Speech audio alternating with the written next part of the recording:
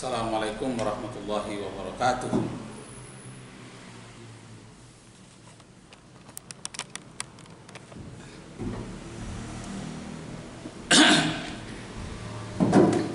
Syukur alhamdulillah pada pagi hari ini kembali kuliah diluncurkan, kuliah ke-15 untuk mahasiswa pagi hari.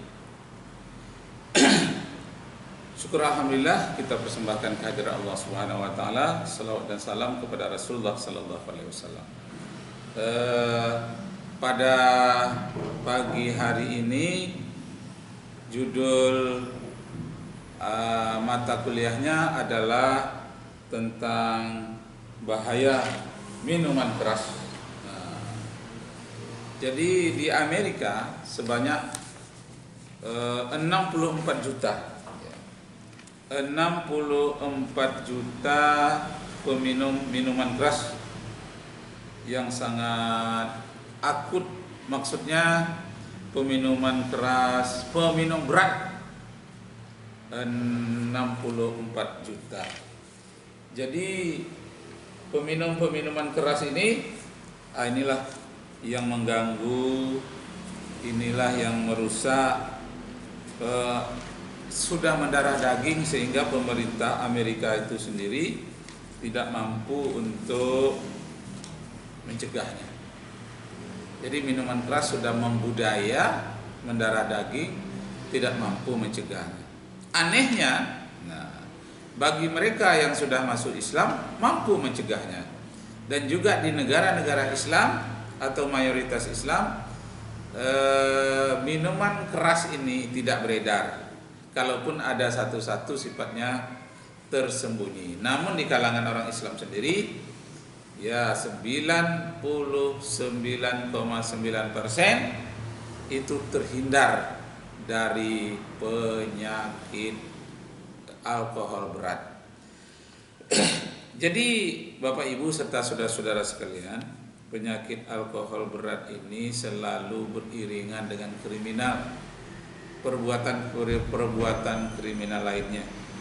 Baru-baru ini terjadi di daerah saya, itu terjadi orang yang sudah mengisi bensin di tempat pengisian, lalu dia keluar menabrak tembok, menabrak pagar.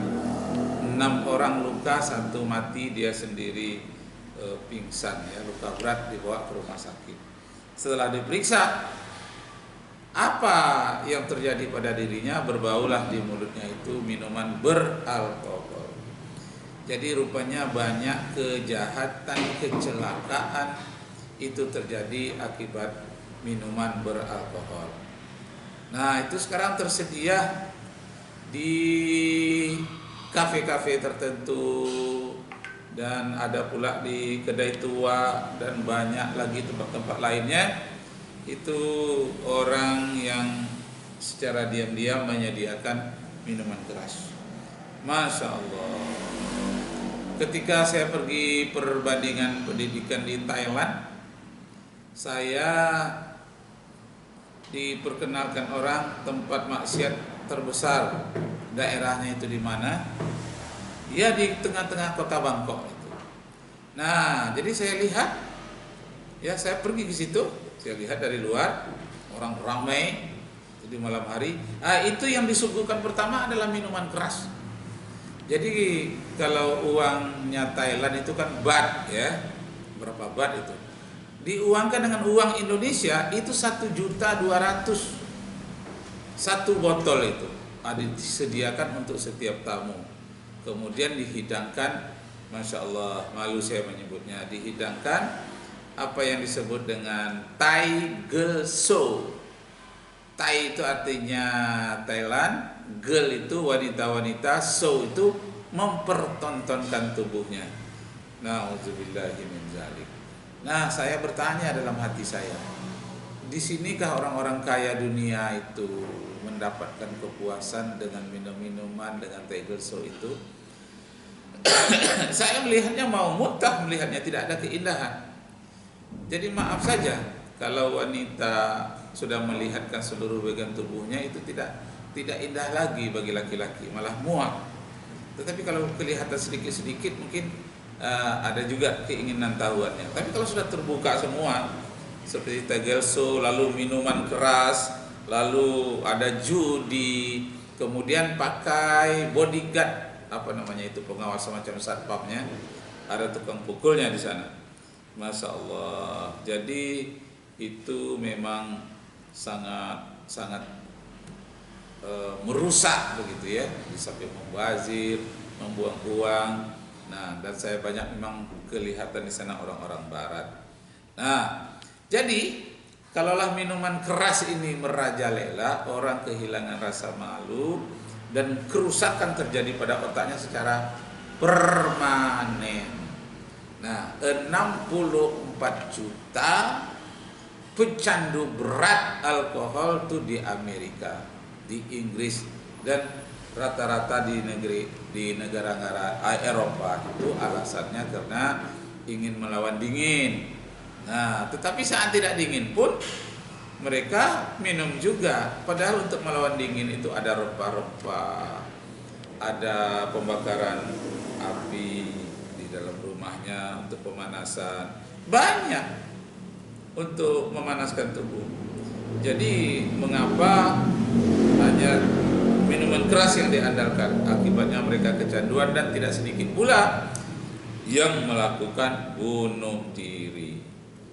Nah, jadi Bapak, Ibu serta saudara-saudara sekalian, ini yang sangat memalukan sekali.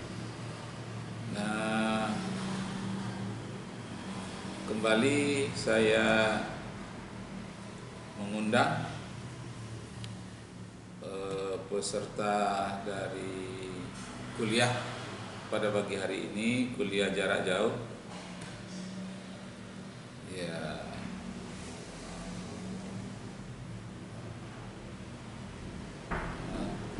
Untuk mahasiswa Persada Bunda, bagaimana menjauhi minuman keras, menjauhi judi, dan menjauhi narkoba. Nah, ini seiring itu, minuman keras, narkoba, perjudian, pergaulan bebas, dia biasanya berangkai. Apabila orang sudah minuman keras, itu teringat bagi dia itu bergaul bebas. Apa sudah dia bergaul bebas, dia itu mengucurkan uang yang banyak. Kalau uangnya sedikit, dia bisa merampok. Jadi tidak sedikit pecandu minuman keras itu dia merampok. Nah, saya lihat di Jakarta, bule-bule atau orang-orang barat itu yang minum, kalau mabuk dia malu juga rupanya. Malu dia kalau dia mabuk.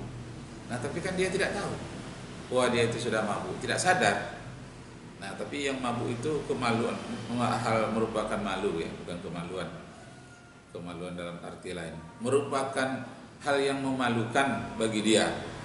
Nah, karena itu kadang-kadang kalau ada orang lain dia agak malu-malu, sesama dia itu sudah membudaya, tidak ada lagi kemaluan, tidak ada lagi rasa malunya karena sudah terbiasa.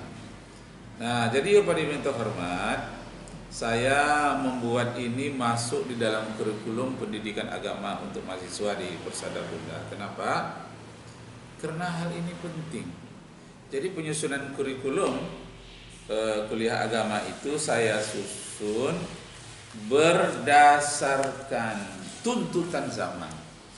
Jadi marilah kurikulum yang menjawab tantangan zaman. Artinya paling tidak kita memperkenalkan di zaman ini,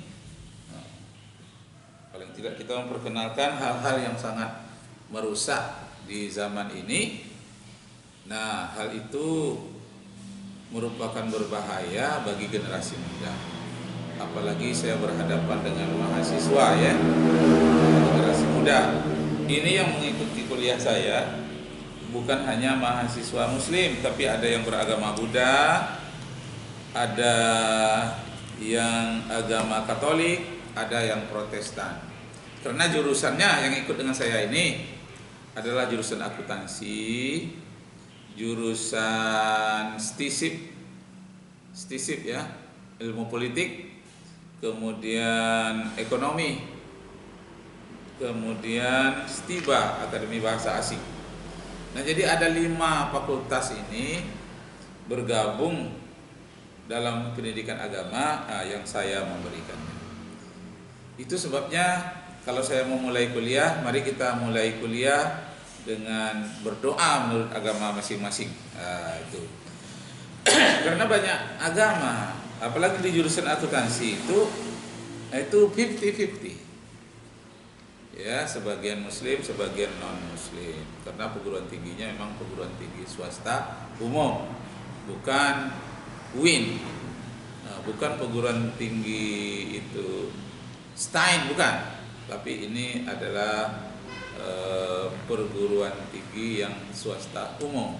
Jadi bergabunglah berbagai-bagai agama, berbagai latar belakang pendidikan. Tidak sedikit pula mahasiswa saya ini orang-orang yang bekerja ya, yang bukan saja dia mencari ilmu, tapi dalam tanda kutip ada pula yang mencari status lah, untuk menaikkan status di kantornya agar lebih tinggi dalam pandangan mata masyarakatnya atau di tempat kerjanya.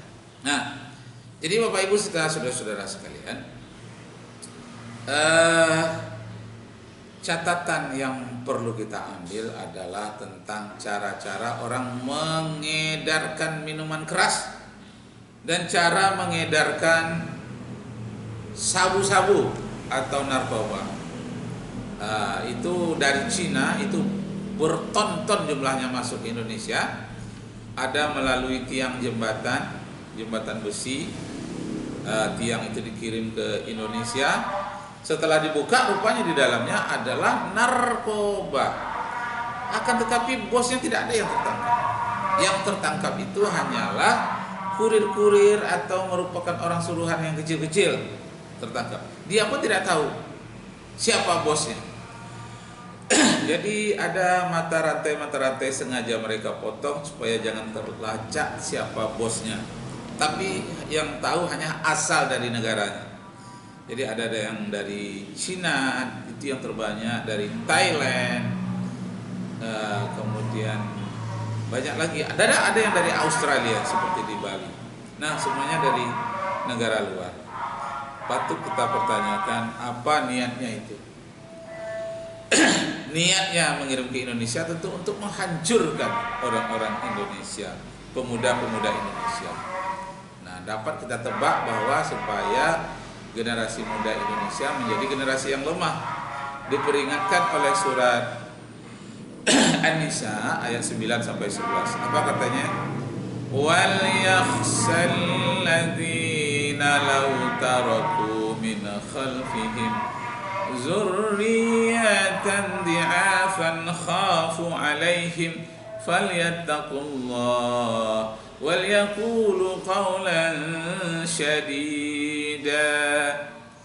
Shadaqallahul azim. Artinya, hendaklah kamu merasa cemas seandainya generasi mudamu nanti merupakan generasi muda yang lemah. Yang lemah ekonominya, lemah imannya, lemah fisik mentalnya. Falyattaqullah, oleh sebab itu hendaklah kamu berjaga-jaga diri, bertakwalah kepada Allah. Nah, wa qulu qawlan syadida, ambillah tindakan tegas terhadap generasi mudamu itu. Sekian, terima kasih. Nanti kita sambung lagi kuliahnya tahap kedua. Wabillahi taufiq wal hidayah. Wassalamualaikum warahmatullahi wabarakatuh.